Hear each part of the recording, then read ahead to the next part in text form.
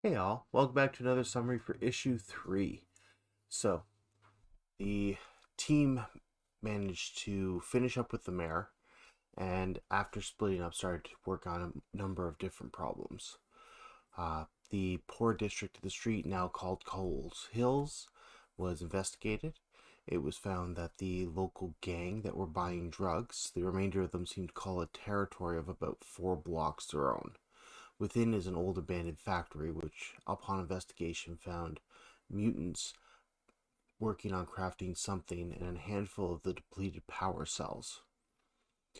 Meanwhile, one of the players went to work on a unique type of cement that'll help with repairing the city, while the other began its own investigation.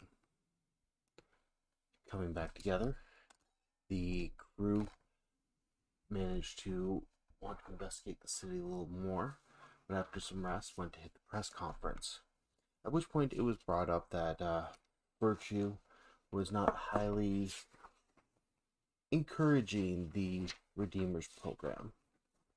With some clever words and some good deflection, the group managed to steer the press in a different direction. Afterwards, they spoke with the mayor, who was still very much stressed out, talking about possible mutants in the sewers and a robot invasion that he's not sure of, and handed the players stacks of folders on information, write-in, and psychic predictions of things that were coming to the city within 2 weeks. He had barely had time to organize it itself, and with the loss of money, had no one to look into it, so it's all being transferred to the team.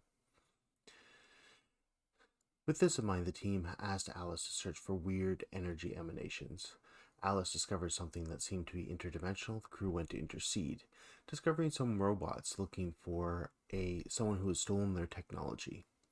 Upon investigation, this turned out to be Dr. Ransom, an ex-villain who builds machinery and sells to heroes with licenses.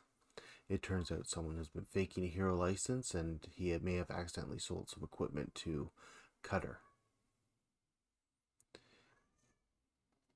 Thanks to the information they got from Firebug, they were able to piece together that Dr. Ransom was not working directly with Cutter, just on the outskirts. With some clever bureaucracy, they managed to send the robots back to their dimension and continue their investigation. The group had a long discussion with Ransom and then Spidey on how to hire ex-villains, and start discovering that the more and more they look into the justice system of the ex-villains, the more they realize how little rights they have.